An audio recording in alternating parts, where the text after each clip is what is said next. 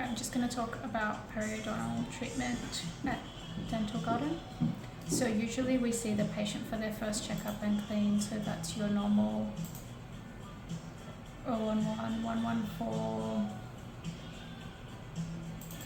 022 and your 037, 072. So those are the items that I usually use for the new patient for the checkup and clean. And then as part of their first, or not just their first checkup and clean, but every single checkup and clean, I always want to check their PSR, which is the WHO periodontal screening recording. So and that will just be as part of these items, so you don't add an additional item number for the PSR. It's just part of your 011 comprehensive oral examination. So to do that, we're just going to click on Perio. Now you need to click on create Perio because this is a test patient and they have never had the Perio chart created before. Always choose PSR. If you forget and you accidentally choose CPITN, it's not the end of the world, but it's better if you choose PSR because it's got all the codes that we use in PSR, periodontal screening recording. And then you just want to click on create Perio chart.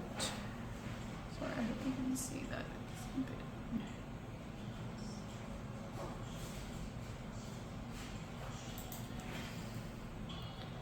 Okay, now we're in the Perio chart page, and you can see over here on the right hand side of the screen, that's where it says PSR.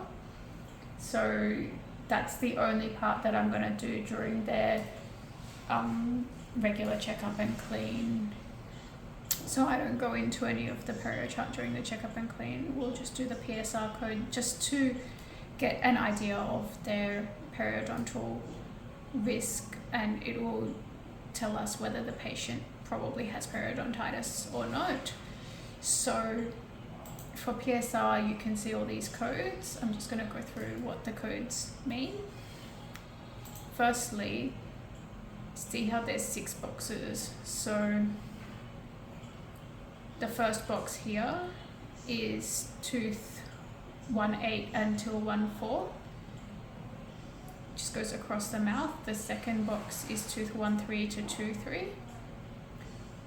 The third box here is from tooth 24 to 28, and then we go down this way, so from posterior quadrant 2, then we go to posterior quadrant 3. So this is 34 to 38. Then in the middle, that one there is 43 to 33, and then over the bottom left there, that's 44 to 48, so posterior lower right, posterior quadrant 4. So it kind of looks like your dental charting, which is this one, in terms of where the positioning is. So everything's sort of in the right place. If you think of that's where the tongue is, this is outside where the lips are towards, and then you're sort of in the same place as you would be if this was your dental chart. Okay. Then you will get your WHO probe. Can't see it very well here, but it's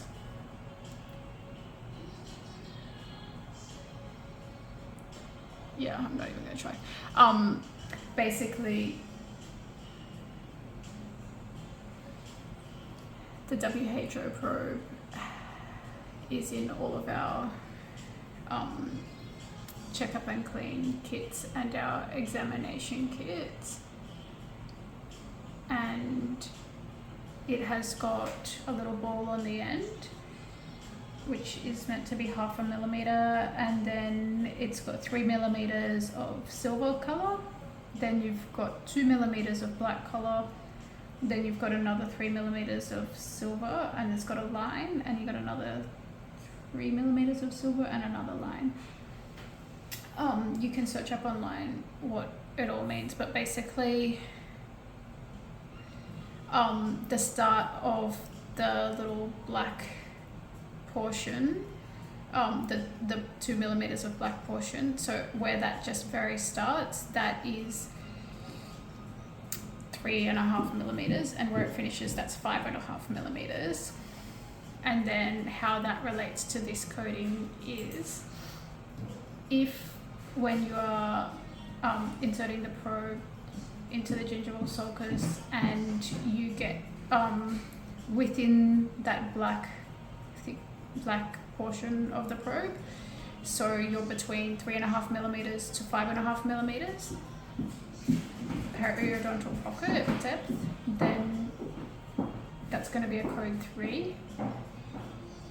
And then if it goes, the black part goes all the way in and it's gone past the 5.5 millimeters, then that's going to be a code 4. And then code 0 is just perfect health, and code 1 is if they've got bleeding on probing. Code 2 is if they've got calculus. And you give them, so for each sextant, so we call it sextant 1, sextant 2, sextant 3, 4, 5, 6. For each sextant, you want to just measure on the buccal, the distal, the middle, and the mesial of each tooth, and then on the lingual, you want to be measuring the same thing, but you're not writing all those numbers down. You just the worst one for that sextant. So say they've got bleeding on probing, they've got calculus, but they've also got a couple of pockets that are 4 or 5 millimeters, and then they've also got a couple of pockets that are 6 or 7 millimeters, then they're going to get a code 4 because they had pockets which are 6 or 7 millimeters. If they've if they've got only bleeding, then it's code 1. If they've got only calculus but no pocketing over 3.5 millimeters, then that would be code 2. And if they've got, and then if they say they had bleeding and calculus, so bleeding is code 1, calculus is code 2, but because code 2 is worse, like a bigger number than code 1, then we're going to give them a code 2. Okay, I hope that made sense. Now I'm gonna move on to so usually after I've done those 6 numbers, the star just means if they've got gum recession. So it'll just be whatever the number is, you use the same number that you would have given them.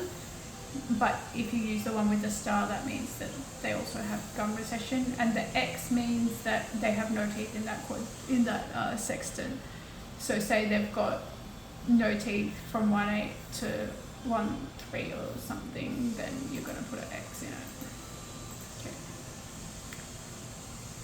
Okay, and then at that point during my checkup and clean, once I've finished all of those codes, then how do we know if the person has periodontitis or high risk of periodontitis? If they've got 2 or more code 3s or 3+ stars, and then if they've got 2 or more code 4s or 4+ stars, 1 or more code 4s, 2 or more code 3s. So if they've got at least 2 code 3s or 1 code 4, or if they had say like 1 code 3 and 1 code 4, then we've got to bring them back a week later for a full periodontal chart and assessment. But if they've got say just all 0s, 1s and 2s, but they've just got 1 code 3, then we don't have to bring them back for a perio chart. We can just give them some oral hygiene instruction and see how they're going next time. But if they've got 2 or more code 3s or 1 or more code 4, then they have to come back for a periodontal chart. Okay, so once I've done the PSR, then I would normally just move on to the normal dental charting and finish with their clean, and then at the end of the appointment I would explain to them what periodontitis is, how it relates to them, how they can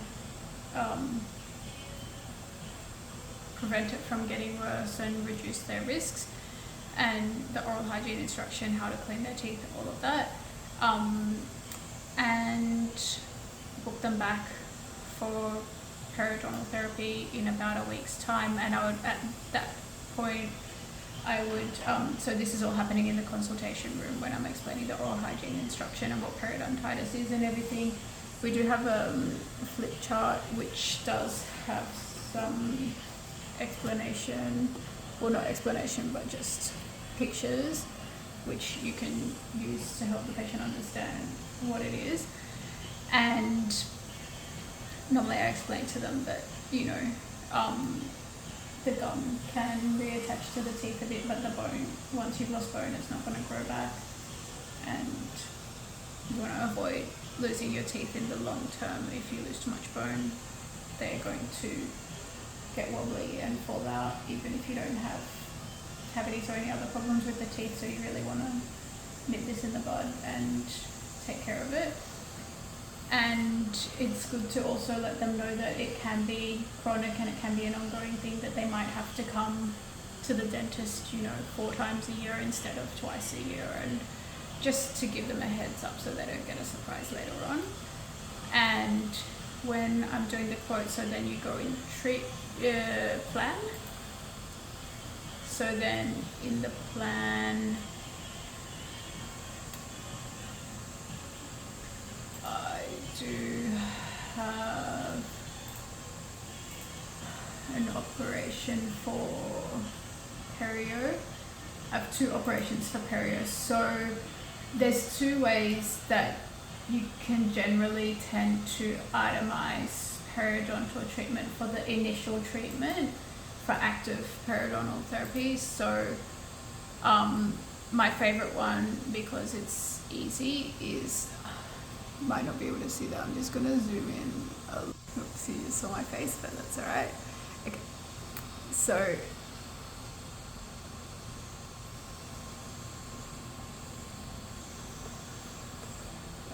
it's really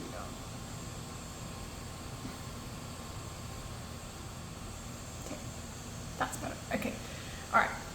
So as you can see, I've broken it up into 2 visits because usually to do the whole mouth in one visit is too much for most people. They're going to be extremely numb, and you know, it's not the most comfortable thing for them to be sitting in the chair for a really long time with their mouth open. But then some patients also can get frustrated if you ask them to come back for 4 separate visits for deep cleaning. So then what I will do is quote for the first visit. It has the periodontal chart, which is item 221, and then 2 lots of code 250. And I normally, it doesn't need a tooth number, but I just put a tooth number in here so I know if I've done the right or the left first. I generally always do full periodontal chart and the debridement of the right hand side at the first perio visit, and then at the second perio visit I would normally do just the debridement for the left hand side. Most people seem to be comfortable with that, and then I would quote them the price per visit. So the first visit is $636.50, and then the second visit is $526.50. Usually, just for me, you might be faster or slower, but my first appointment usually takes me about an hour, and the second appointment usually takes about 45 minutes. If you prefer to do half of the perio chart, like say the right hand side of the perio chart at the first visit and the left hand side of the perio chart at the second visit, that's totally fine with me, and I don't have a problem with that. Or if you have your own way of itemizing it, that's okay too, but this is just how I usually do it. Okay, and then when they come back for their periodontal review, so after they've finished the debridement for the second visit, then I like to see them in 3 months' time to have the periodontal review, which is another perio chart, and then they may do, depending how bad their perio is, sometimes you can do the full mouth on one visit for the debridement, and sometimes you want to do right hand side one visit and get them to come back for the left hand side, and depending if they want to be numb for it and that sort of thing as well. So then for my periodontal review, I just use item 251, and that includes the perio chart and the debridement per visit. So this item 251 is per appointment. Item 250, which is for the initial active periodontal treatment, that's per quadrant. So item 250 is per quadrant, item 251 is per appointment.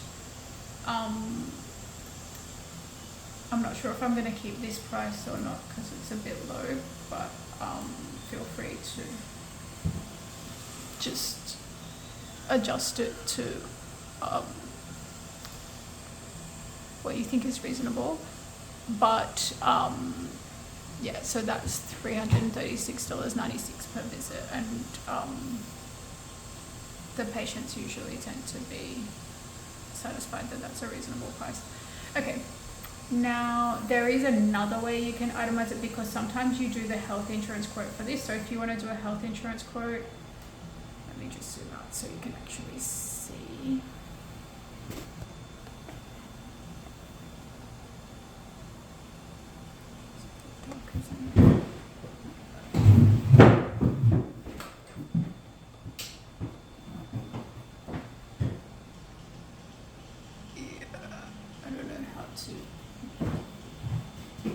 Get it so that you can see all the little numbers, but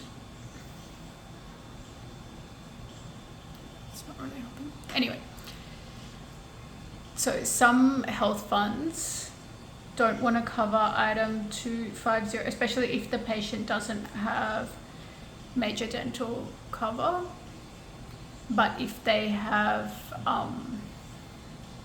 general dental cover, not all health funds, just occasionally, it will give them better rebate if you use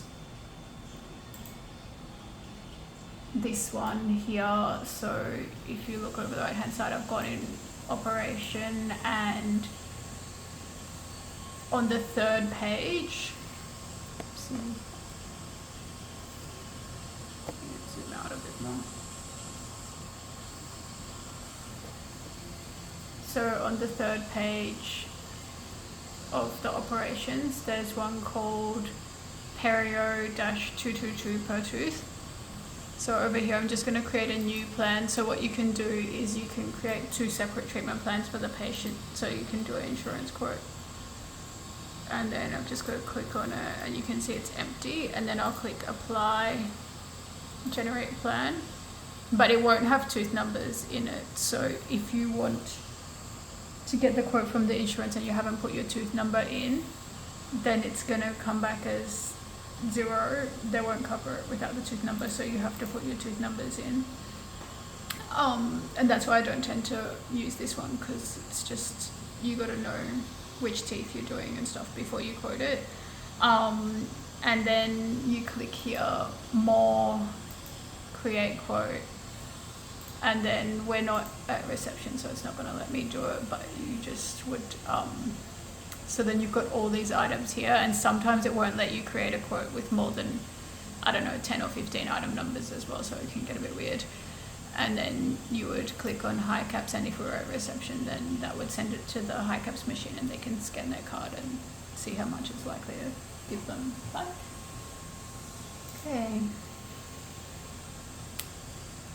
Alright, Now I'm going to move on to the periodontal charting. So now we're at the next visit. We finished our checkup and clean.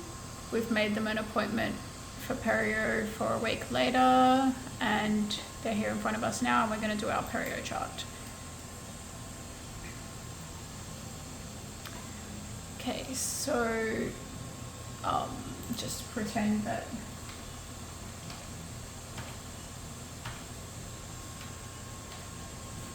that's what they got. Oh, whoops, we'll just say that this was their PSR, and then we don't want to use the same one from last time because it'll have the wrong date on it up on the top right. So we need to create a new perio chart each time we're recording something on perio, so that we can go back and look at all the old ones and see how they're progressing. If you just keep editing the existing one, then that's going to be a problem because over time we can't see if they're improving or getting worse. So you need to click plus to create new perio chart, and then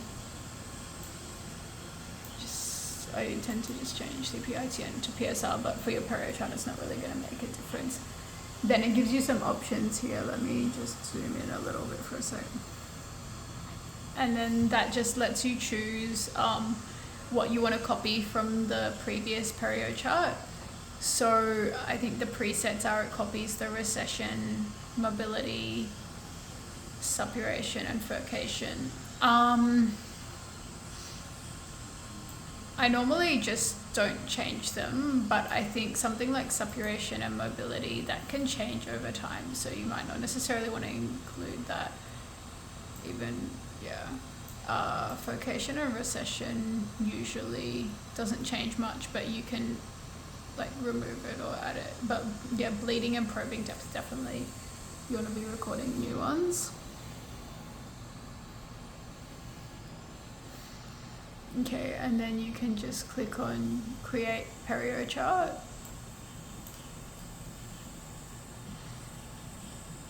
Okay, let me zoom out again. Alright, so then over here on the left, I might just zoom in over there so that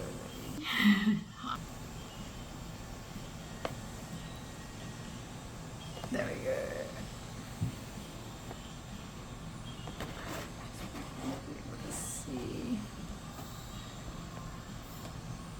Alright, now normally I choose row reverse, and I think I've got it in automatic to do row reverse. That means that, let me just zoom out again for a sec.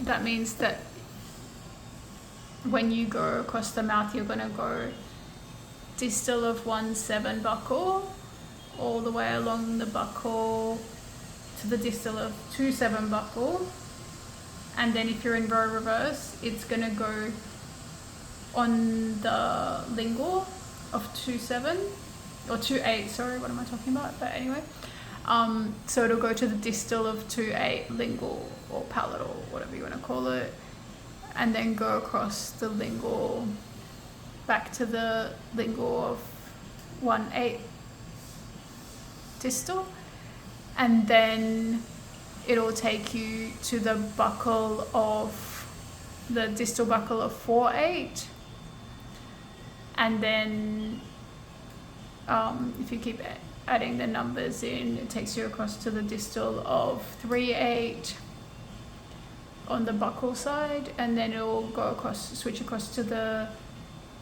lingual side of the distal of 3/8, and then go across to the distal lingual of 4/8 that way. So that's when you've got it in row reverse.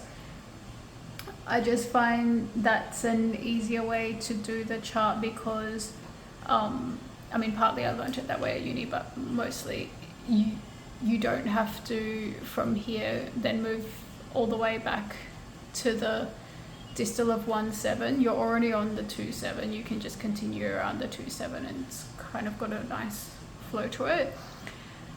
Okay.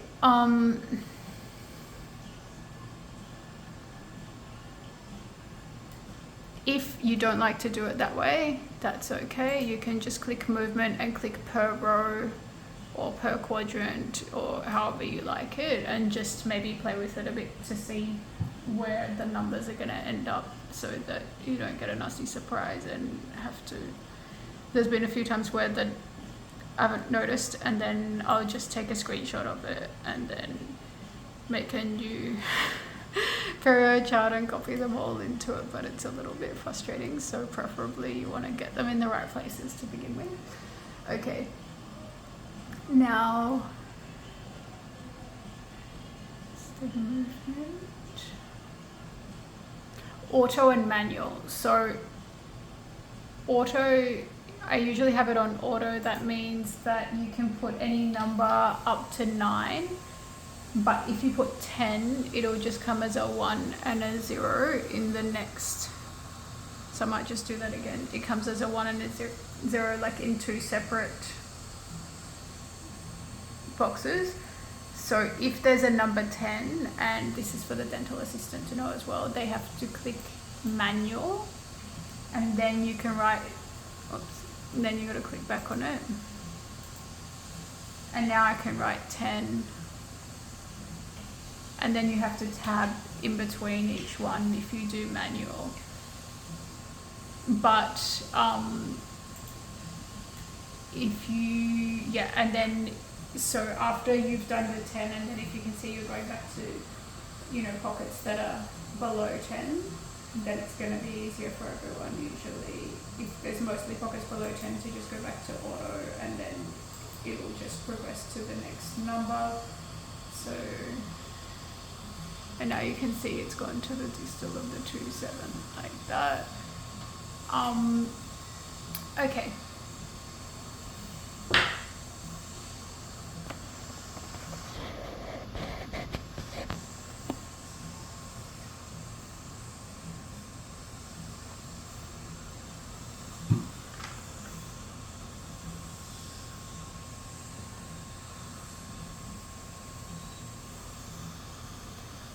So moving over here, if you hover over, so core practice, usually if there's like an acronym or a picture, you can just hover over it to see what it means. So PD means probing depth, REC for recession, AL for attachment loss, BLE for bleeding, and they've even color coded it so you can see that the red is bleeding.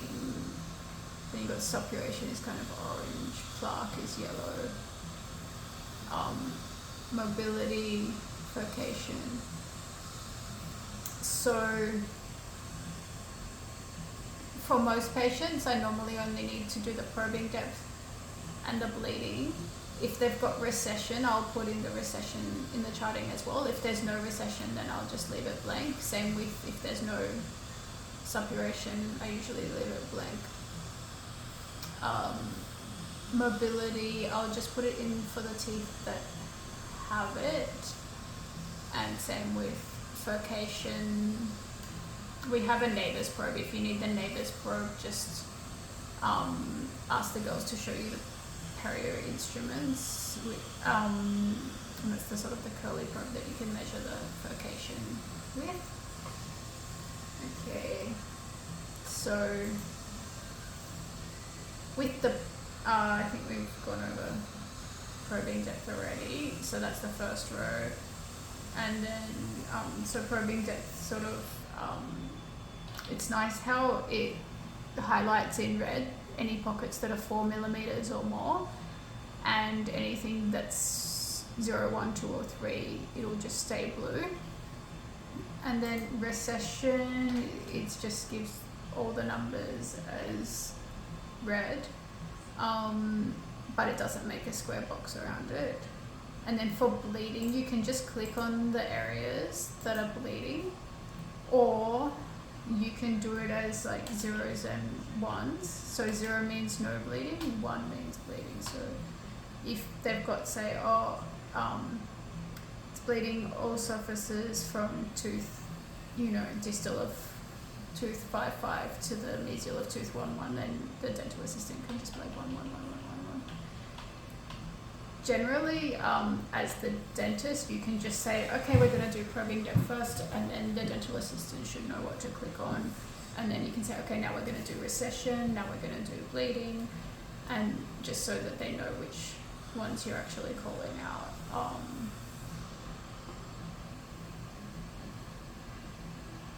Yeah.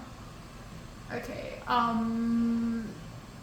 I think I've emailed you some information about the grading and staging the new periodontal diagnoses. You can have a look at that. I think I found quite an easy one to use. I might email it to you as well. I can't remember if I've already sent that, or if I haven't sent it, I'll send it through, and it's just got the criteria for which grade and stage of perio they're in. Okay, so after we've done the first perio, I think, like I said, then I'll just I'll book them back in, say, maybe a week's time to do the other side. So we'll do like perio chart on right hand side today, or we might, if they're sensitive to the perio chart, I might do just the perio chart on the right hand side and the deep plane for the right hand side while they're numb. So have them numb for the perio chart as well, so that they're not uncomfortable, and then do the left hand side the next week, and then we will do the after they finish the both sides of the full mouth for the perio debridement, then I'll book them back in 3 months for perio review, which is basically another perio chart and then debridement again of any pockets 4 millimeters and above. So normally, that's why I like this. It just any pockets that are above 4 millimeters, you can just have a quick look over at the screen, and it's highlighted all the pockets over 4 millimeters, so you can see where you need to debride. So anything that's highlighted red, you can't see anything that's highlighted red in the probing depths, they're the areas to focus on with the debridement. I usually, when I bring them for debridement, if they do have, I normally just go quickly over the rest of the teeth as well, not just the ones that have pockets, especially at the review, because it's been a few months and they normally have a bit of calculus build up, so I just want to get rid of all the calculus and plaque as well while they're there. You don't want to leave that on and then just be cleaning the pockets and leave calculus on other areas of the teeth. For the debridement, I'll just quickly verbally let you know what I do. So usually I would use the periodontal ultrasonic scaler and go around all the teeth that I'm going to do with that first. Then I would use my universal curette or the Gracies, and then after that I would use the Airflow Plus, preferably the Plus, because that's gentler than the classic.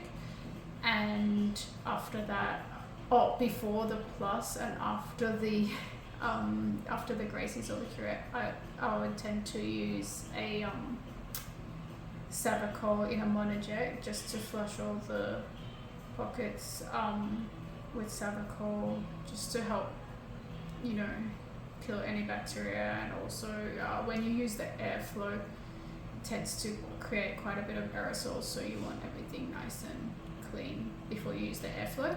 And then I'll go around all the pockets with the Airflow after that. We do also have a periodontal attachment for the Airflow, but really that's for only really deep pockets, because otherwise it can get a bit annoying. So any pockets like below 5 or 6 millimeters, the normal Airflow Plus is fine. And then if they've got deeper pockets, you want to use the Perio Flow. And then after that, I normally give them some fluoride, and that's about it.